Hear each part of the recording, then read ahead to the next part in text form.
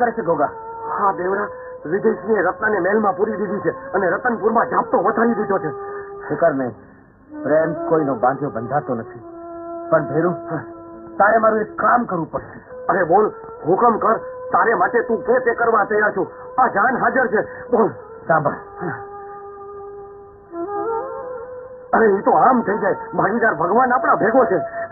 હા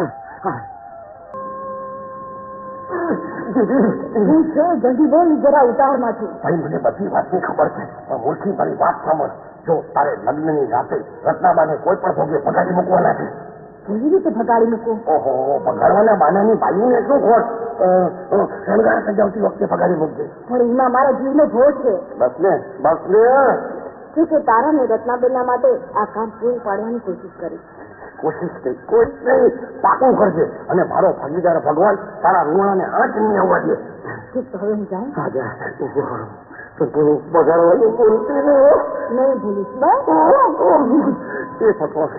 એ ભગવાન, આ પગાડનારી બિચારીને મારાથી ન ભગાડતો. ચાહે ભાગીદાર ભગવાન છે.